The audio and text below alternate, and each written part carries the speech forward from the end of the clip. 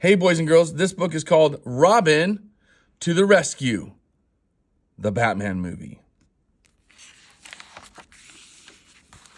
Robin to the Rescue, adapted by Tracy West. Hi, I'm Dick Grayson. Not too long ago, I was lonely. I had no family. I dreamed of being part of a family again someday. Then one night, my dream came true. Let me tell you how it happened. My story begins in Gotham City Orphanage. Lots of kids lived there. It was hard to feel special. I knew I had to stand out if I wanted to be adopted, so I worked on my skills. I wanted to be the best Dick Grayson I could be. Two heroes inspired me. First, there was Batman, the ultimate superhero. He kept Gotham City safe from crime. Next, there was Bruce Wayne, the ultimate orphan. He had no family, just like me, but he was very successful, lived in a big mansion, and rode around in a limo. One day, I was outside the orphanage when Batman drove past. I couldn't believe it. No way! Look who's here, I yelled. The other kids ran toward the Batmobile. They bumped into me and pushed me. I couldn't get close. Hey kids, who wants a shot from the merch gun? Batman yelled, and everyone cheered. He shot cool Batman-themed toys into the crowd, but I didn't get anything. I watched empty-handed as my hero drove away. I didn't let it get me down, though. And that night, I got lucky. There was a big party for Police Commissioner Jim Gordon. He was retiring. The orphan choir was there to sing for the crowd, and I was part of the group. I was singing when I spotted my other hero, Bruce Wayne. I ran up to him, and he took a selfie with me. Whoa, thanks, Mr. Wayne, I said. Call me Bruce, champ, he told me. I'm so jazzed to meet you, sir, I said, and I have a question for you. Are you in the market to adopt a child? Mr. Wayne wasn't looking at me, and he seemed a little distracted, but he answered, yeah, excellent news. One with upgraded features like cooking or driftwood art or street magic? I asked. Sure, that all sounds great, Bruce said as he signed another autograph. Do you think you would be interested in adopting me, Mr. Wayne? I asked. 1,000,000%, Mr. Wayne said, looking at the stage where the ceremony was starting. This is great, I said, because all I want to do is get adopted so I can stop being... Mr. Wayne walked away before I could finish my sentence. Alone.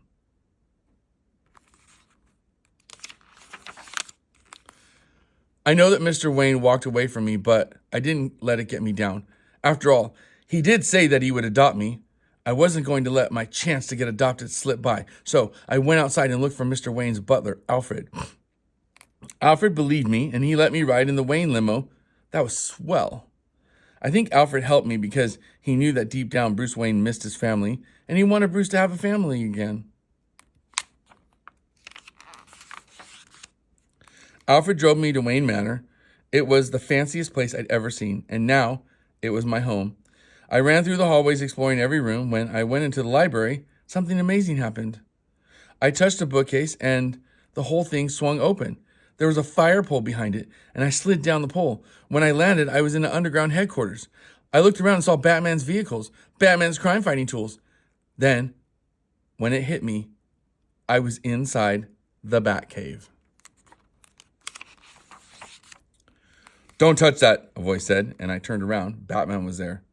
I couldn't believe it. Batman lives in Bruce Wayne's basement? I asked. Batman was surprised to see me. No, Bruce Wayne lives in Batman's attic, he said. Batman was busy on his computer trying to figure out a problem, how to put the Joker into a Phantom Zone. That's the place that holds the baddest, meanest villains of all time. The Joker can only be put into the Phantom Zone using the Phantom Zone projector, the computer told him. The projector is deep inside Superman's Fortress of Solitude, inside a cauldron. Only an object 7 centimeters around can fit inside the cauldron. I can't fit in there. I'm way too buff, Batman said. Then he looked at me. Hey, kid.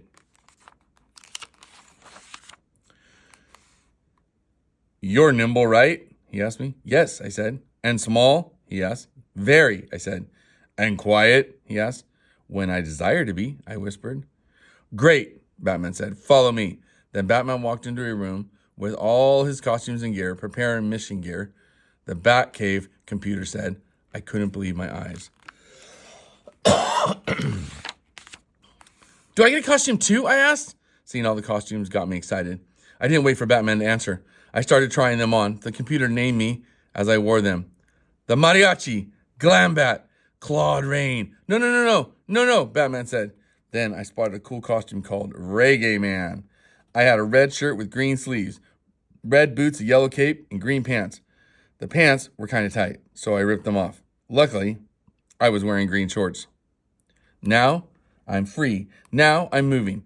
Come on, Batman. Let's get grooving, I rhymed. We were about to leave when I realized something. I needed permission from my new dad, Bruce Wayne, to leave the mansion. Well, Bruce and I decided to share custody of you, Batman said. So you are mission approved. Woohoo! I cheered. A month ago, I had no dads. Then I had one dad. Now I have two dads, and one of them is Batman. I jumped into the Batmobile. Then it hit me. I was in the Batmobile, next to Batman, wearing a costume. I was a superhero sidekick. So are you ready to follow Batman and learn a few life lessons along the way? Batman asked. I sure am, Dad, too, I answered. Then we sped out of the Batcave into the night. We zoomed down the road. Then wings popped out of the Batmobile and it started to fly. We soared across the night sky and flew to Superman's Fortress of Solitude. It looked like a castle made of ice. Superman has 0 friends, Batman told me, so I'll keep him busy while you sneak into that vent and get the projector. Got it? I nodded. I think Batman was a little bit jealous of Superman, and they didn't always get along very well. I couldn't wait to show Batman all my skills. I crawled through the vent to get the cauldron that held the projector. Batman rang the doorbell, and Superman answered. He wasn't home. He wasn't alone. Through the vent, I could see a big party going on inside. Everyone in Justice League was there. Batman spotted Wonder Woman, The Flash, Green Lantern, Aquaman, and a lot more. Are you really having this party without me? Batman asked.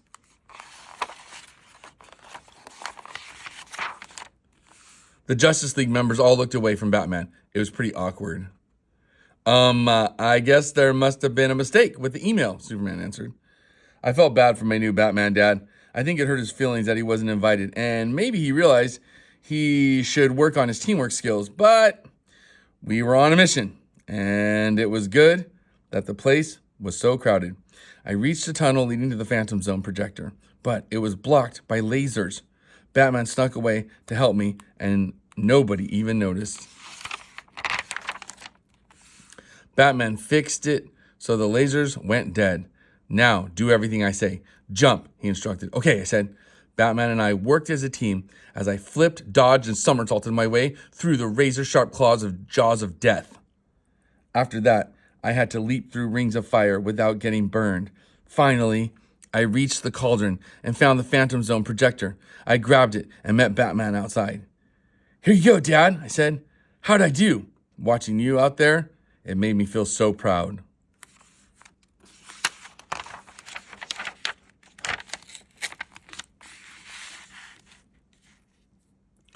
Oh, you're such a great dad, I said. I started to hug him. What are you doing? Asked Batman. Trying to give you a big old hug, I replied. Batman seemed a little uncomfortable, but I think that deep down, he was happy that we were such a good team.